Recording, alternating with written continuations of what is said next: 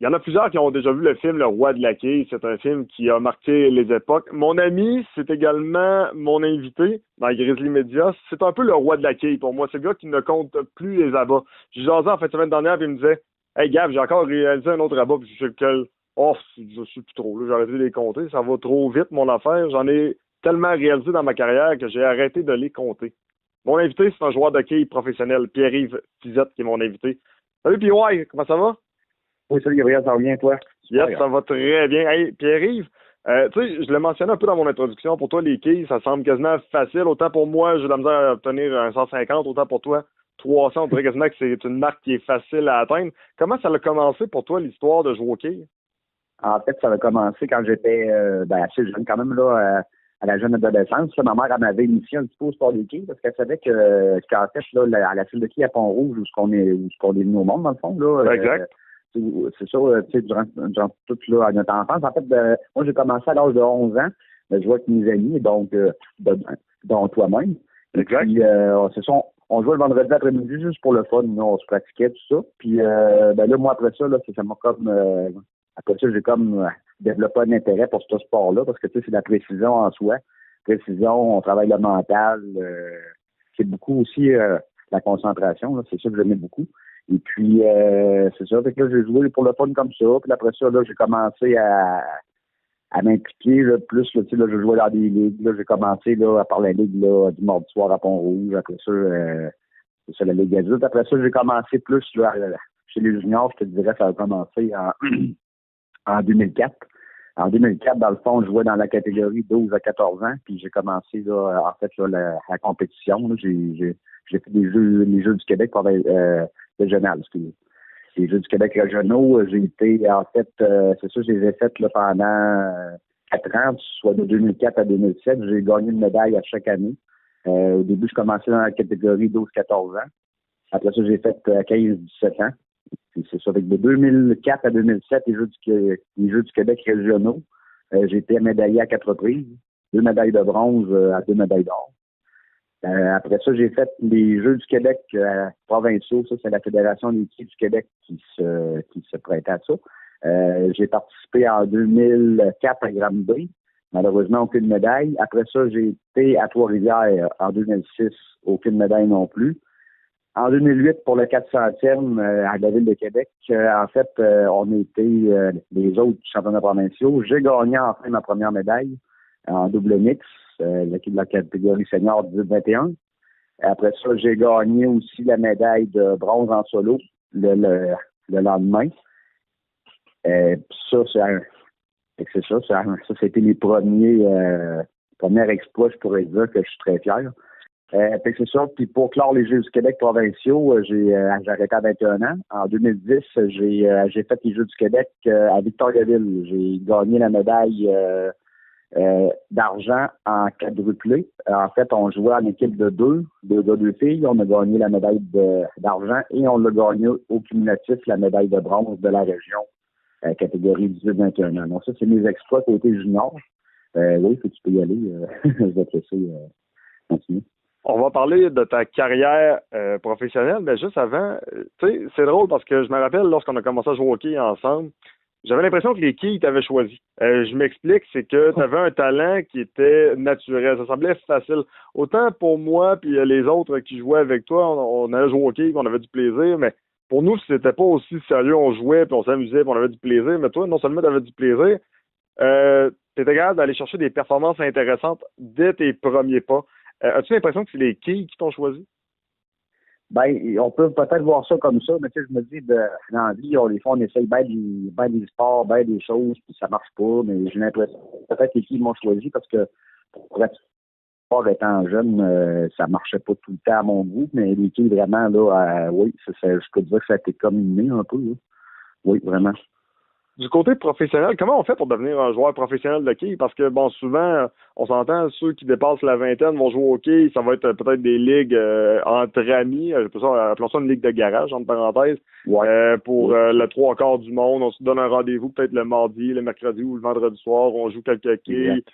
on joue quelques parties de quilles, on s'amuse, on prend un verre ou deux, puis regarde, on a bien du fun en gang. Mais pour toi qui a quand même obtenu plusieurs belles performances au niveau junior.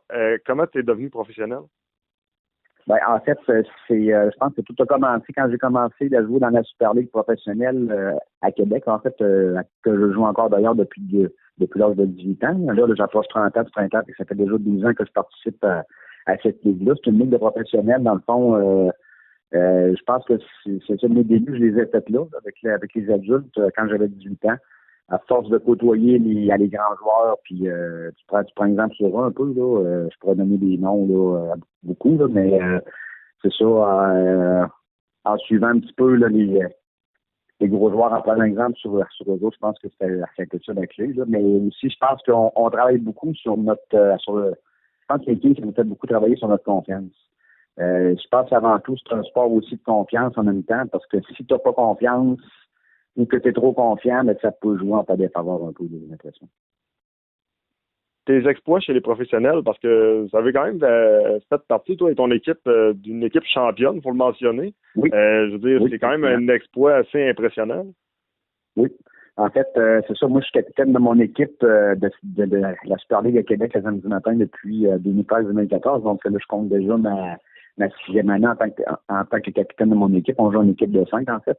Et puis oui, à la saison passée, une saison de rêve, là, la saison 2017-2018, on a fini au 3e rang des cumulatifs en équipe sur les 16 équipes. Puis on a tout raflé dans les séries éliminatoires. On a balayé là, les 4 rondes là, contre les équipes adverses. Là, c'était un exploit vraiment exceptionnel. Puis j'en remercie là, encore d'ailleurs tous mes joueurs qui m'ont bien appuyé lors de cette performance incroyable.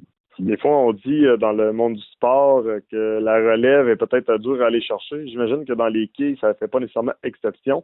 Par rapport aux autres joueurs dans ta moyenne d'âge, est-ce que tu peux dire que tu fais partie des jeunes? Est-ce que tu fais partie de la moyenne des âges? Est-ce que tu fais partie des plus jeunes? Je te dirais que la ligue que je joue présentement, je pense que j'occupe pas mal là, la tranche d'âge vraiment plus jeune, je te dirais. Je me suis dans la classe 20 à 30 ans. Là, on est peut-être sur 80 joueurs, on est peut-être vite comme ça, on doit être à peu près 6-7, pas plus que ça. Là. Fait que oui, je pense que la relève étant très, très difficile au quai. Je me souviens même quand le temps que je jouais junior, c'était pas si mal, mais on voyait qu'il y avait un petit peu, là, ça manquait un peu de la relève à ce sport-là. Je pense que c'est peut-être là, les parents à encourager les jeunes à pratiquer ce beau sport-là. Ben, surtout si les parents jouent déjà, peut-être initier leur jeune au quai, oui, ça serait une bonne idée, je pense. Pour toi qui joues aux petites quilles, est-ce qu'un jour une transition, appelons ça comme ça, vers les grosses quilles, c'est quelque chose qui pourrait un jour être possible ou pour toi, tu es vraiment plus dans ton élément, dans la petite boule, puis ça va super bien de même? Écoute, Gabriel, c'est tellement pas facile à dire, mais en un sens, oui, parce que je dirais que les petites quilles, c'est plus technique.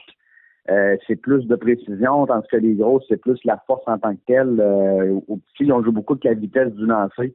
Que les allées soient rapides ou pas rapides du tout, là, dépendamment du village. Je pense que oui, les petits, ça reste un sport quand même assez technique sans vouloir abaisser les grosses quilles.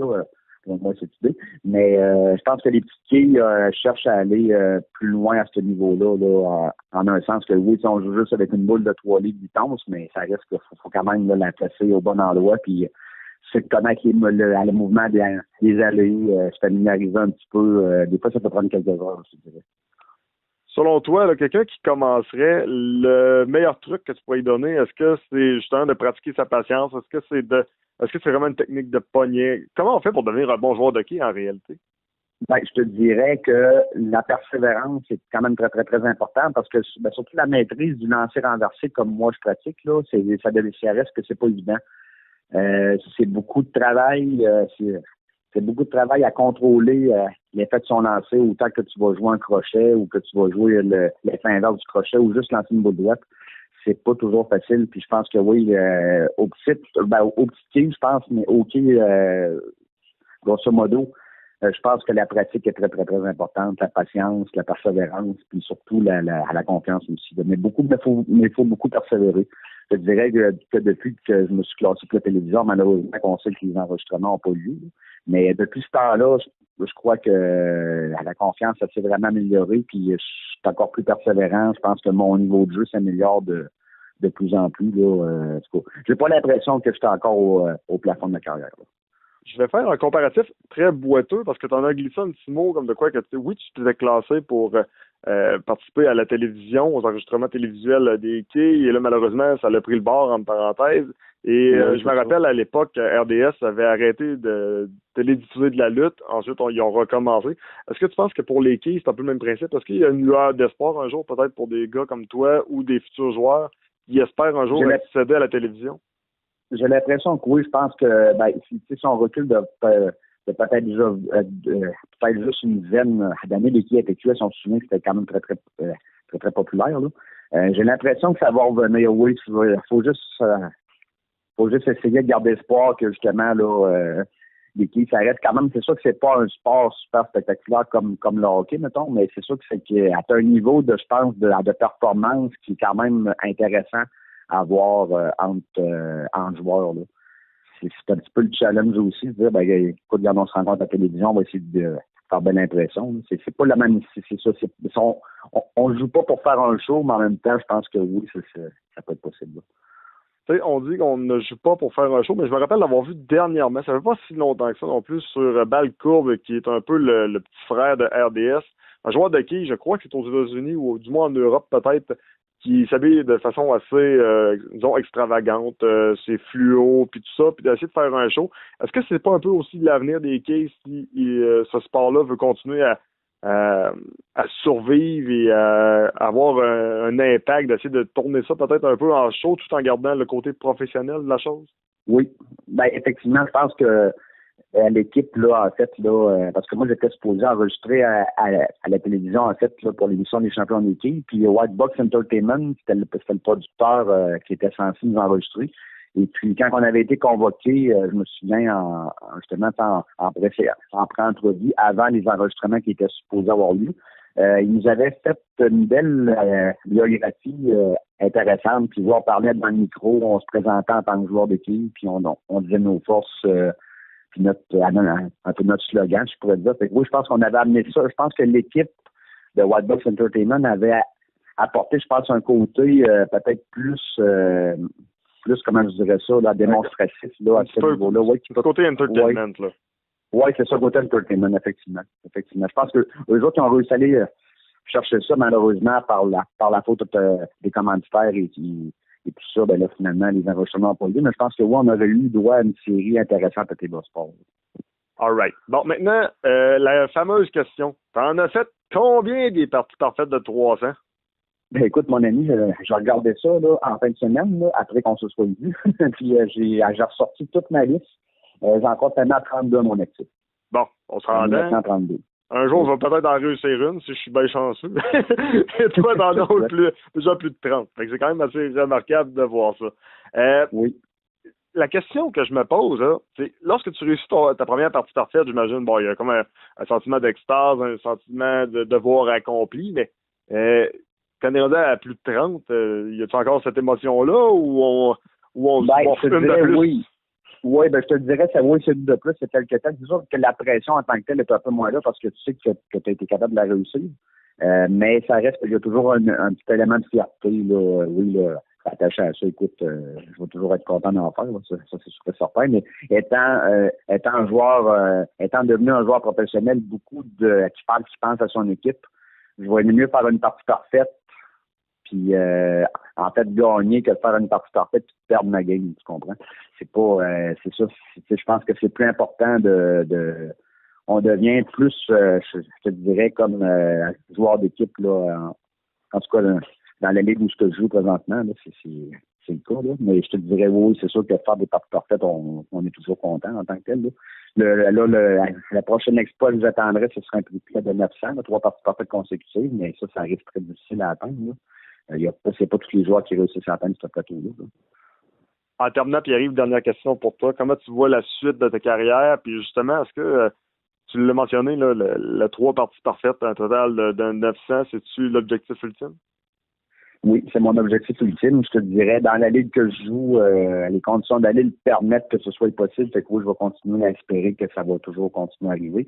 Et puis pour ce qui est de mon avenir, je souhaite toujours continuer. Écoute, là, j'approche mes 30 ans, là, Mais oui, j'aimerais ça continuer. C'est sûr que là, les responsabilités changent en vieillissant. Tu sais, tu as des enfants, faut que tu t'occupes de ta famille. Des fois, c'est moins de temps un peu. Mais oui, je pense que je me vois encore là, continuer encore plusieurs années à avoir du plaisir comme ça. Pierre-Yves Fizette, un gros merci pour ton temps. Félicitations pour ta carrière. Ça va super bien. Puis je suis vraiment fier de toi. Puis je pense que ça va juste continuer à bien aller.